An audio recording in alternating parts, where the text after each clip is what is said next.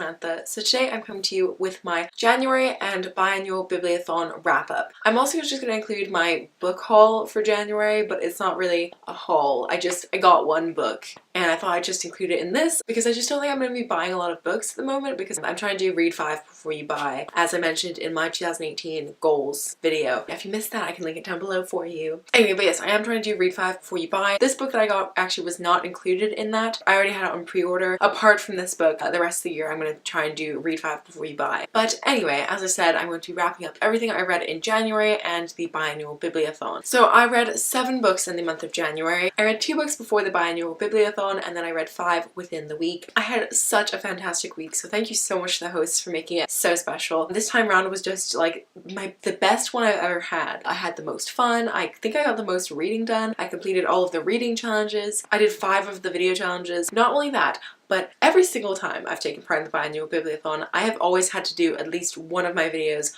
during the week. Normally I just do every one. I do it like I film it, edit, and upload it all on the same day just because I can't think of any ideas until like crunch time. So normally I'm like spending most of the week editing videos, but this time I had all of my videos already edited before the week started. I was like, what is happening? I've clearly turned over a new leaf. I will link my Biannual Bibliothon playlist down below in case you want to go and check all of them out. But anyway, that is enough rambling. I'm going to quickly go through the books that I read before the Bibliothon and then I'll get on into the Bibliothon wrap up as well. But first of all, let's talk about the one book that I bought in January.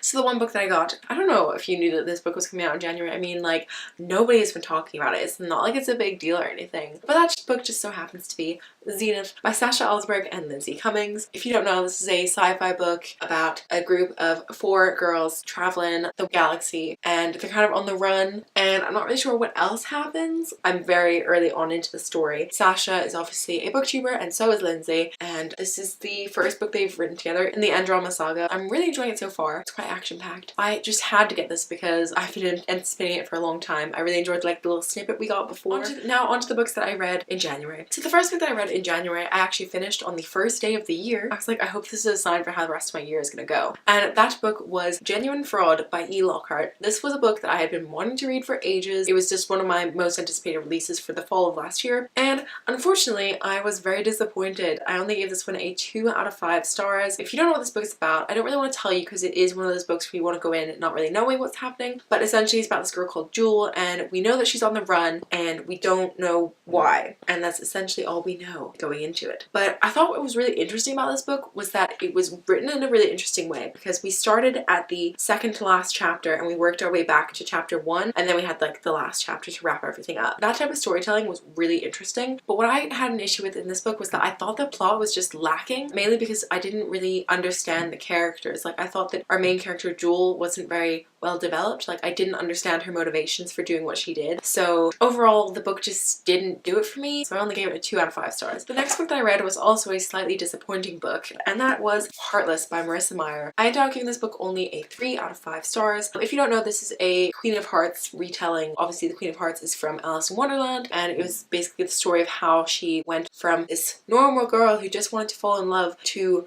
the Queen of Hearts. This book was okay. There were some things I liked about this book. Like I really enjoyed the like nods to Alice in Wonderland. Like a lot of it was just really like weird and crazy and like fantastical. Is that even a word?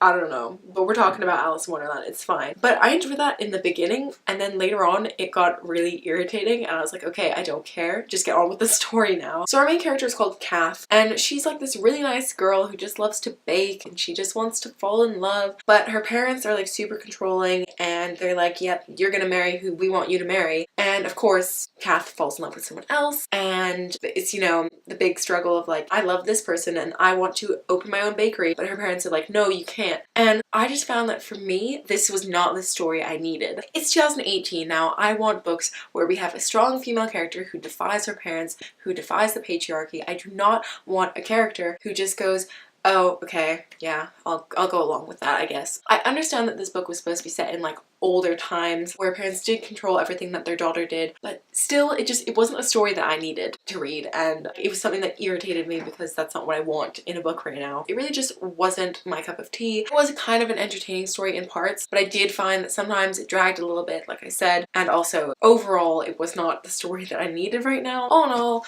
not the best, so I only gave it a 3 out of 5 stars. So now we're moving on to the books that I read during the Biannual Bibliothon. As I said, I read 5 books during the week, and the first book that I read was Animal Farm by George Orwell. I had never read an Orwell book before this. This was my first one, and I also haven't read a classic in like a really long time because I'm just not really into classics. I'm not going to explain the plot because everyone knows the plot of Animal Farm. If you don't know, animals decide that they're going to take over the farm and they drive the humans out, and then it's a farm that is run by animals.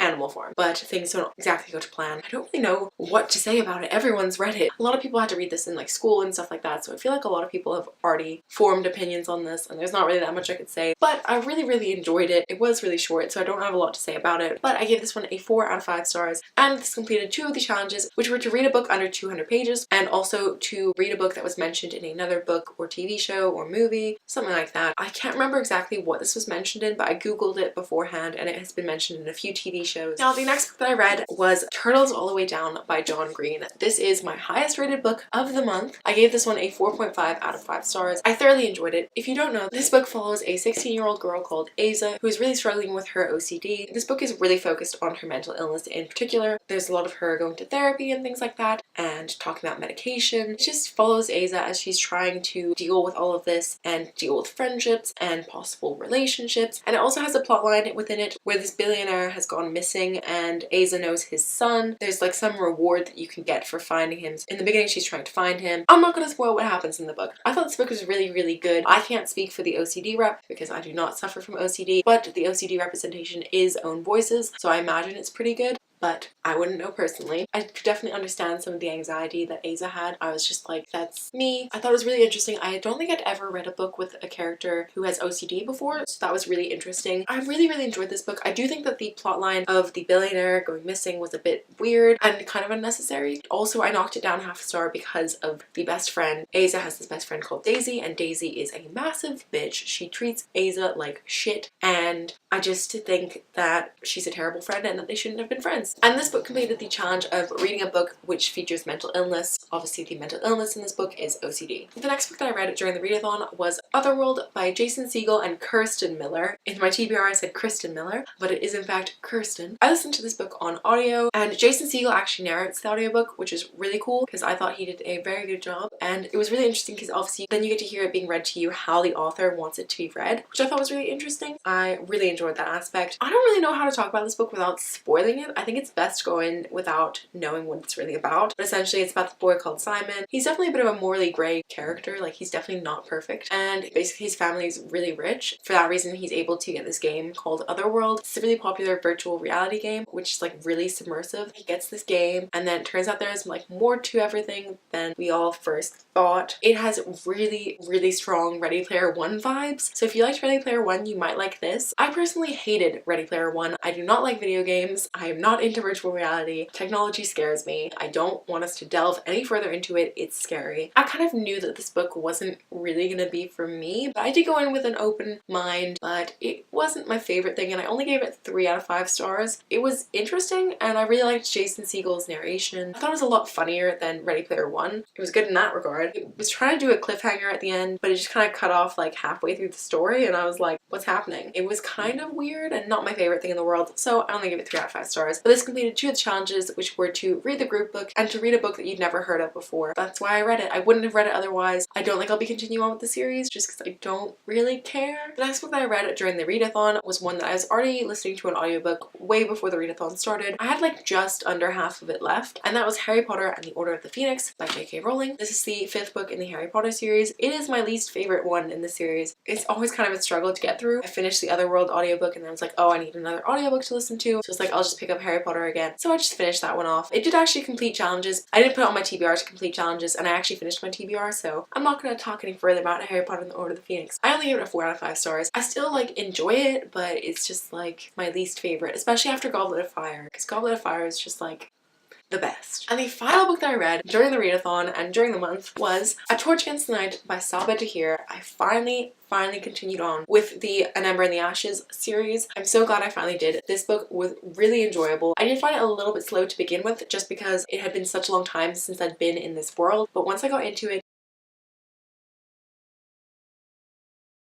I don't really know how to summarize An Ember in the Ashes because it's been so long since I read it, but essentially it follows this girl called Leia whose family has all just been killed and she's now been taken as a slave to Blackcliff Academy, which is where they train all these assassins who are called masks, and then also follows this character called Elias who is in the program to become a mask, but it is the last thing he wants. He does not like to kill people at all. And then there is this trial that happens to try and find the next emperor because the old emperor has died or is dying or something like that. I can't exactly remember because it's been a really long time, but I really enjoyed the first one. It was full of lots of action. It was really interesting, and also I think I just like trials. I think trials are just really interesting, I guess. So that is what happens in the first book, and then the second book follows the events that happened after that. It's just lots of fun. I really cannot wait for the next book, which comes out in July, I think, or June. This is gonna be a 4-book series, so I'm like, damn, I shouldn't have got caught up because I want to finish it now. But I ended up giving this book a 4 out of 5 stars, and it's completed 2 of the challenges, which were to read a sequel and to read a backlist title, which is a book that's been published before 2017. I managed to complete all of the challenges and all of the books on my TBR, plus an extra one. I think I really killed it this bibliothon, and I'm really happy with how my reading has gone right now,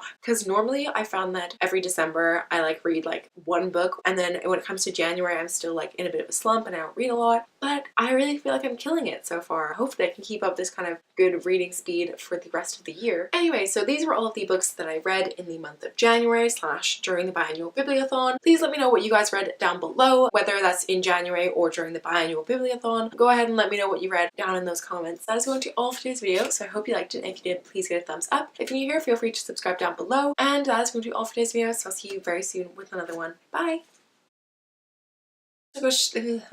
Words. One is what was the Biannual Bibliothon. Before the Biannual Bibliothon. Why can't I say Biannual Bibliothon? Oh my god, there it is. By Sasha. Sasha. Okay.